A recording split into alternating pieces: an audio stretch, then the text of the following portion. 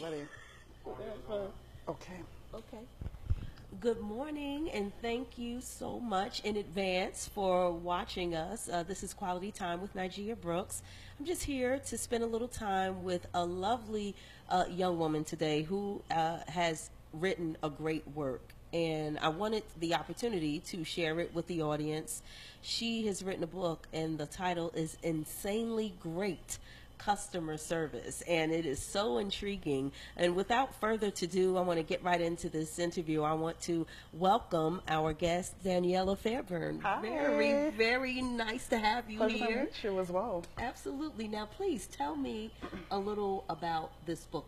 How did you come up with that title? So we all heard about Insanity, the exercise program, and so no one wants to be insane, right? Right. And so you want to do insane things to get insane results. And so as a business owner, as an entrepreneur, you want to make sure you stand above the grain. In order to do that, you have to do something insane. You have to have insanely great customer service. The way you make someone feel speaks volumes. And so how do you do that? By going through certain steps. And so with those insane steps, you'll get insane results. Because you want to make sure you're meeting your you want to make sure you're above the bottom line. You want to make sure that you're able to meet the needs of your customers. And that's where I got the title from. That's awesome. Now, thank you. Tell me, was there any one experience, any one pivotal experience that convinced you that this was where you were to lend your voice to this subject? That's a great question. So I want to say it is just working day by day. So when you're working with a company, you want to make sure that you're appreciated. You want to make sure that you're valued. And something happened a few bosses ago. And I realized that, you know what, I want to make sure I'm able to put things in writing. I want to make sure that I'm able to follow my passion of customer service. So as a child, my parents were my first teachers, as most people. And so they really stress the importance of giving it 100%, going all you have, working in excellence. So being able to take that through work, through life, has been the reason as to why I came up with this book. Because I know that whenever I'm interacting with a business owner, interacting with staff, with team members, I want to make sure they're working at their best. I want to make sure that I'm giving it all that I can. And so working that excellence, providing that quality customer service to both your internal customer, the people you work with, and your external customer, speaks volumes. It does speak volumes. And this subject is close to home for me, running a small business and one that has many different divisions and providing several different services. I still, after 10, 11 years, I find it very challenging to be able to provide the level of customer service that I feel is adequate. And not just adequate, but worthy of my customer base. Now, how would you encourage a small business owner, mainly a solopreneur? Okay. A solopreneur, because you know, when you can't hire someone, that poses a different challenge right away. How do you provide customer service at that level when you're also the talent or the service provider for your business? And so there are three things that you can do. You can listen to your customer, you can observe your customer, and you can ask them questions. So when someone comes into your place of business, it's having that casual conversation with them. It's trying to break that ice. Once you break that ice, they then have a relationship with you, and then they're more inclined to support your business. It's all about that. So there's so many options out there. You can always go online and say, well, you know what, I may not like Najiyyah's business, let me go someplace else. You want to prevent them from doing that. And so the way you do that is by building that relationship. They may not always have to purchase when they come to your store, but they know you and they connect with you. There's something about the way you make them feel at that moment in time. There are times where I walk into a boutique and I'm not at my best, but when I leave, I feel like $1 million, right? I may not even want to spend any money, but I do it and spending money that I don't have, right? Because that person makes me feel so comfortable. It reminds me of a time where I like knee-high boots, okay? I'm 5'10", fairly tall, you know, and so knee-high boots tend to elongate your legs. I don't need it, but I love them, right? Okay, so I go to this boutique every year to get knee-high boots, and I told the boutique owner, I only want to spend $100, nothing more. But of course, I see a pair of boots that were about $250, okay? So he says, well, these are a pair of boots that you may like, but you don't want to spend more. So, you know, I'm like, well, I can just try it on, right? So I try it on. I love the way they fit. I have small calves. And with the size of my foot and the size of my calves, that's a boutique that caters to me and my size. So I love going to them. But the reason I mentioned that experience to you is because he made me feel so good being in the store. I didn't mind spending an extra bunch. So although I should have used the money for something else, he made me feel very comfortable.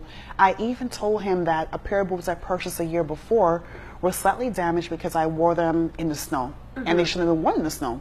And he's like, you know what? Why don't you bring them back? When you bring them back, I'll take it to my shoe guy. He'll repair it at cost. I won't even give you anything extra.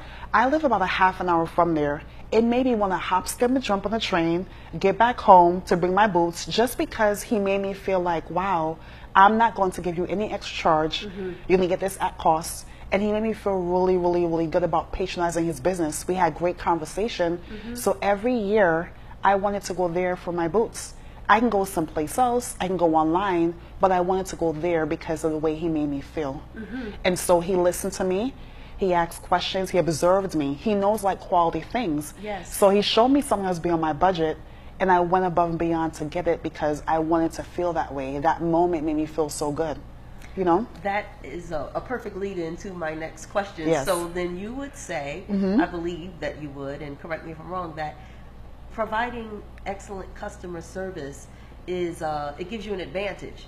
From a seller's standpoint. Definitely. It gives you an advantage. But is that something that you lay out for the prospect in advance? You know, because sometimes we can get into a little problem of like over-promising and under-delivering. Or is that something that you just, you know, bring in as the need arises so that you're maintaining the customer? How would you position that? How would you suggest that a small business position that? Because you don't want to promise 24 hours return phone call or 1 hour email return and then not be able to do it. And that's the thing. So I've gone to businesses before where they open at 9. Perfect example. Went to the pharmacy recently. The pharmacy hours are from 9 to 6. I wanted to get there before work, so I said, well, I get to work an hour late, so I get to the pharmacy. I got there at 9:30, 9:35. 9:37, the business owner rolls up. Okay, and I'm looking because I'm a little bit tight. Okay, so because I wanted to get to work for 10. So I get there, and the hours in the store definitely say 9 o'clock. So I then say, okay, what time do you open? 9:30. But in my head, I'm like, but the hours don't say 9:30. Okay. So I get it took a while. They had to get themselves settled, a few minutes. I was able to leave and get to work by 10:30, but that was very much of an inconvenience for me as a person. I knew that, well, you know what? I'm going to wait for my prescription just to kind of ride out to the end at that particular pharmacy and trying someplace else different. So people handle it in different ways. But to answer your question, you always want to make sure that if you're going to say something, you follow through. If you know that you're a business of one and that your hours are from 9 to 5, you should make it your business to get there on time and also close on time. That's what you have to do. You have to be able to follow through on your promises because there are, again, so many options. You don't want to leave that door open, you know? And so if you're able to be realistic and know what you can and cannot do, but you can also employ the services of other people. They may not have to work in the store for you, but for instance, you may have your hours until 5 o'clock. You leave at 5, but there's someone who may reach out to your business. There's no reason as to why they should not get some type of answering service from you. There can be some type of calling service that you have. There are different things that you can do to have team members work along with you that may not be there in person. So you have to think outside the box. Think about what you can do to automate your business. There's no reason for you to be a business of one and burn yourself out. So how do you think beyond that? That's excellent. That is excellent.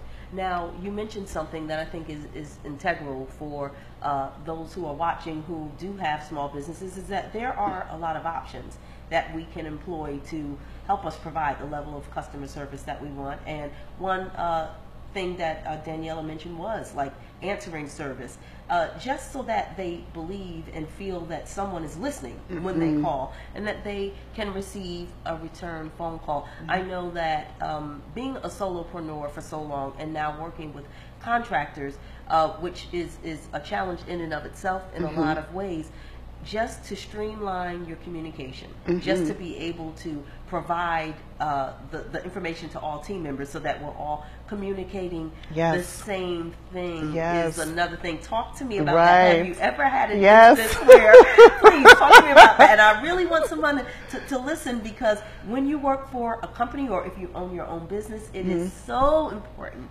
for you to understand the vision and to understand how to communicate the mission and how to answer questions effectively. Please help us with that. Yes, yes, that's important. So for every business, you as an owner, you may have a vision and a mission, but no one else may get that. And it's important that when you're selecting your team, that they represent you in your business. You can only be one place at once, but that person represents you and your brand. So whether you're an employee or an entrepreneur, you're building the brand of a company, whether it be yours or someone else's. And so how do you make sure that person is representing you?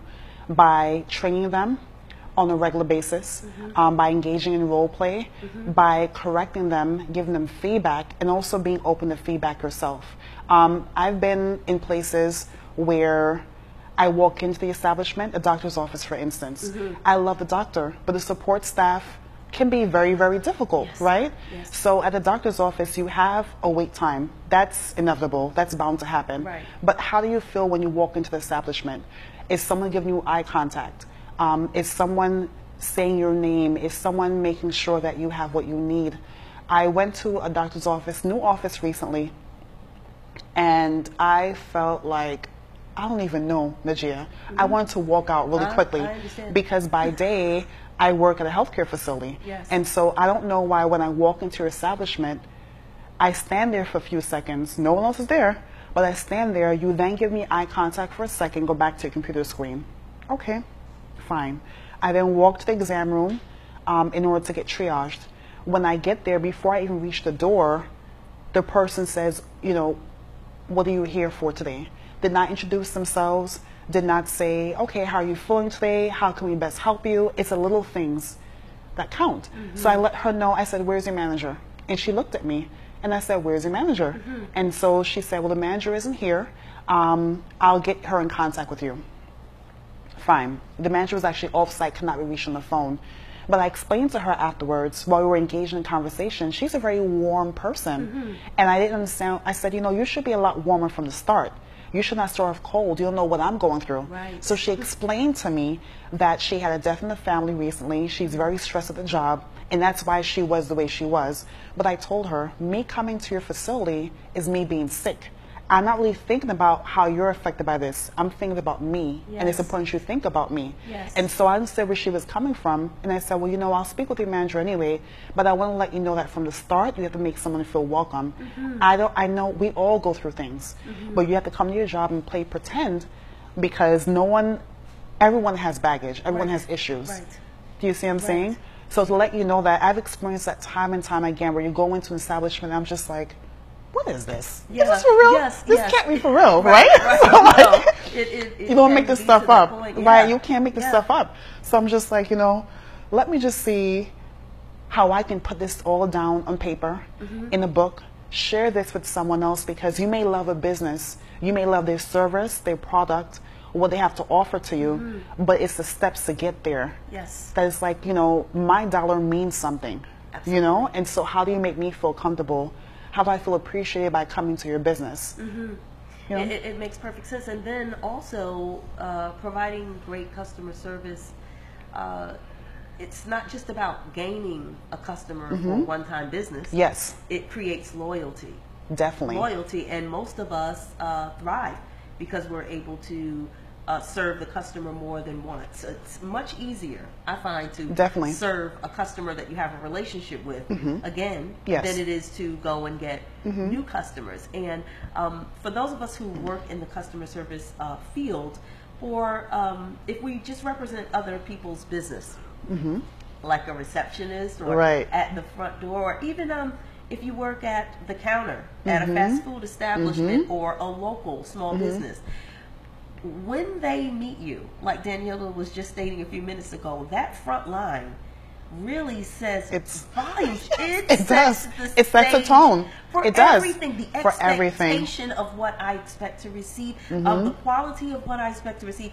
But here's the thing: when you already have a relationship with the person whose business it is, and you know their values, and you know where they stand, it's disheartening. Yes, it is. It's disheartening when you find someone who does not share their values, who is the face of their business. So that's why we have to be conscientious of the way we're speaking, of the way we greet people. Just greeting people. You know, just saying hello warmly can change someone's day. With a smile. You know, and really, with a smile. We don't realize sometimes, and I know we might say, this is heavy, that's not my problem. Listen, you can change someone's life by being kind. It's very true. It is. You can change their life, their whole day, the course of actions that's going on. And, you know, I think it's really important that we, our young people, I really see that you should be talking to many people, because I love your concept, and this book is fabulous, and I know a lot more about it than we'll have time to share here. But I want you to go to Daniella's website as well. We're not done talking, but she is also a speaker, and she speaks at organizations. And I want you to talk to me about that. What type of organizations do you currently speak to, and would you consider speaking to youth?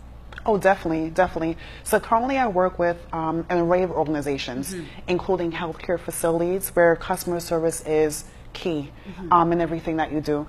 I also work with a local real estate investment association, because when you have realtors who are looking to sell property, it's all about the relationship that you have. What are you doing to help them know that, well, you know what, I want to tell my folks about Najiyyah throughout. And so what does Najiyyah do for me? How does she help me stand out, right? I also work with a group called Generational Wealth Zone in order to build their customer service and what they're doing about their brand, their team building. I also have a group called Entrepreneurs Fired Up. We're all for the summer, but it's a group that I meet with on a monthly basis where we talk about your business, what your passion is. It's about the mindset. So we're all with the W-2 mindset. By W-2, I mean we're working for someone else, being an employee. But how do you work from a 1099 mindset, where you're being contracted, owning your own business? And so it's just not about saying, I love doing hair, let me open a beauty salon. What am I doing to help build relationships? How am I marketing my business? And so it's going through that and laying the foundation and getting those essentials in place, which is leading me to something that I have called the customer experience in a box. So I work along with my business partner, James Thompson. We have a company called the Success Solutions Lab. In that particular company, we help our clients build their business by having the foundation in place through coaching programs, one-time one-on-ones with them. And so within this customer experience in a box, there are 4 components. You have your organizational chart. You as a business owner, you know what your vision is. You know that I have a company, but once I do have my team in place, who is filling what role? What roles I need to have filled? That's your organizational chart. You also have a process flow. From point A to point Z, what is happening, right? When someone contacts your business, what then happens from there? You also have the customer service policy. And so everyone should not have access to Najiyyah who owns a business. You also have to be able to know what the chains of commands are. Okay? And lastly, you have your customer service survey. So customer service is actually more than just saying yes, no, maybe, scale of 1 through 10. You're asking about the person's experience, and that's all important. And so those 4 components is something that you need, whether you're a startup company, whether you're an established company, because you want to make sure that you have these things on paper, so that if you hire someone, if you have someone who's part of your team, they know, well, you know what, Najiyyah is a president and CEO. Let's see, who's responsible for marketing? Okay, well, who reports to marketing? They have to understand that. Again, you can't be there all the time. And so Can you say that again? You can't be there all the time, right? Say one more time. So you have a great business, right? and you know what your brand is. But when you're not there, you can only hope that they're representing you and your brand, right? And so you're having that constant conversation with them. Let them know how they make you feel, how they make your business. They have to feel important as well, which is why you have an internal customer and external customer. Your team members are your internal customers. So if I don't feel appreciated at work, 9 times out of 10, I'm not going to be happy. I'm not going to smile when someone comes to the door. And then I'm like, why am I working for you? Okay? They have to know why they're working for you. They have to understand it's part of a bigger picture.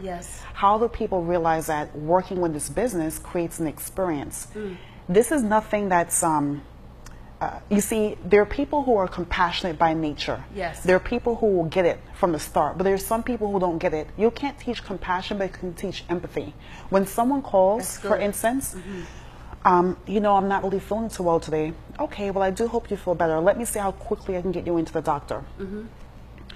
I have this event tomorrow. I have to get my hair done. 911. Okay, right? 911. Someone's calling you. Okay. I don't have any slots available. Let me see if the other styles can take you. You're trying to your best to meet them and their needs. You're being empathetic to their situation. So you have to think about that. If they can do it themselves, they wouldn't have to come to you. But there's a reason why they want to get their hair done. There's a reason why they're not feeling well. And so you're there to help them get that done. That's brilliant. And I love Thank you. it. So the customer experience in a box, how is that facilitated? Is it primarily through speaking? Do you teach this? Is this a course? Is it a curriculum? How can a business benefit from this program? So it's actually a product. So my business partner and I dedicate hours to the project, and so you're able to get that digitally. So once we have that conversation with you and we check in with you periodically, you get an end result of a customer experience in the box. Now you have it in writing. It's implementing it, that's something different, a different step. And so we have coaching programs available as well. For the execution. Yes, execution. But in terms of actually having the product itself, that's a one-time deal. And so we're able to have a conversation with you. You start out with a precision call. That's a free call for 30 minutes. In that precision call, we talk about you, your business, what are you looking to do, what are your aches and pains, and see how we can best meet that. And then we take it from there to see what program is best for you. It may just be the customer experience in the box. It may be a coaching program, because you realize that having a team is stressing you out. You don't know how to handle that. You have to figure out how to strategize and just take things one day at a time. And so that's what we're here to help you do at the Success Solutions Lab. That sounds wonderful, and I would like to talk to you more about that off the record for a few other things. But now let's switch gears for just a second and talk about you going to organizations and just speaking. What type of organizations can you speak to, and can you see this benefiting the nonprofit sector as well? Oh, definitely, definitely. So in nonprofit sectors, oftentimes you have employees or you have staff who are not paid as much or think that they're being undervalued. And so because of that, you need to be able to step into their role, let them know what their value is, and be able to help them realize they're part of the bigger picture. If you're not here, things don't go well. We need you here working your best. We need to make sure you're happy and that you're able to execute our vision and our mission. That's the whole purpose of it. So I can go to any business. Customer service is something that, if you're in the business of customers, customer service works hand in hand. You have to make sure that you're creating an experience for someone. Just way too many options. We can do everything, right? I like that. If I don't like my experience with you, I'll tell a friend. I may go online, more than likely talk about how that experience was. And so everything is at your fingertips. Everything happens in real time. And so how are you able to help that business in real time?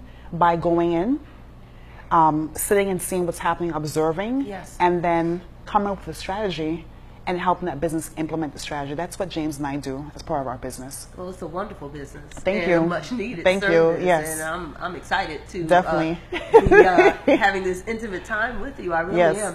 Now, how can individuals and or companies and organizations get in touch with you when they have need of your services? Not if. When, yes. Because we all have need of the service, and I'd like for you to just tell them, just look at the camera and let them know how they can get in touch with you. So my website is DaniellaFairbairn.com. That's DANIELLA, Fairbairn, F as in Frank, AIR, B as in boy, AIRN as in Nancy.com. Once you go to my website, you'll see the different programs I have available. And so you can reach out to me that way. My phone number is also there as well. My email is info@Daniella'Fairbairn.com. I'm always reachable. I get back to you within 48 hours, you see? Look at that. Yes, I see. So within 48 hours, I get back to you. And so that's where you can find me, basically on my website. Well, thank you so much for that. And now this wonderful book. Yes. I'd like for everyone to see the cover, please. Sure, please. Yeah, so this is my book, Insanely Great Customer Service. And so I have an autographed copy here for Najiyyah. This is a book that you can gift to a company that you work with. So you can gift it to a company that you work with, or a friend. Anyone can benefit from this. In this book, I talk about poor customer service, excellent customer service, dealing with difficult personalities. You see, that goes across the board, whether it be a family member and a coworker, an employee. There are always people who have different things going on with them. And so how you deal with someone who is like a bully, deal with someone who's very reserved, very quiet. How do you have them open up and be as effective as possible and help you work along with them? That's the whole purpose of the book. So we also go into different personality traits. We have people with red personalities, yellow personality, blue, green. So that's important. And so in this book, we talk about steps that you can take to help build your team, which is essential. So as an owner, you have to know that you're trying to have people represent you in your business. I've worked someplace before where there was someone hired and they were promoted, but promoted not at the right time. They didn't have the qualifications fully, but desperate times call for desperate measures. Yes. And so you want to make sure you're able to fill a position. Right. But in actuality, it came back to bite this particular boss in the butt because she realized this person wasn't qualified. And so when you're looking to fill a position, you're looking to rush into things, but really you should take your time. Yeah. You should select that person that you're working with. It's like a marriage. Yeah. You know what I mean? Like you don't Yes. want to jump into a marriage. You That's want to right. make sure you're dating the person first before they get to that point. That's right. That's right. That's good. And so this is for you, Najiyyah. Thank you. I'm so appreciative. I'm going to be reading my book, and I'm interested in what personality color I am. Yes, yes. What do you think? I think you are yellow. You're a later. I think you are. Okay, this is fascinating. Okay. So I'm really excited that we need to have like a group discussion about this. This is wonderful. Thank you. It's Thank you. wonderful talking to you, and obviously you're very passionate about that. All of this, and I believe that there are going to be great things in store for you and a lot of folks for you to talk to about this because it's a need. So Yes. thank you for following your passion. And thank you for spending a little quality time with And me thank you for again. having me. Yeah, Thank you will very come much. back? Of course, of Yeah, course, of maybe course. we'll have a panel discussion with Oh, some other please. folks. Yes, that'll be great. That'll be and we great. can, maybe do some live case studies or focus groups. Sounds good. Okay. Sounds good. Thank you. All right. Thanks for listening in and tuning in with us. Hope that you'll check in with us next time. It's Najiyyah checking out. Bye-bye. That was really wonderful. Thank you. Thank you, Najiyyah.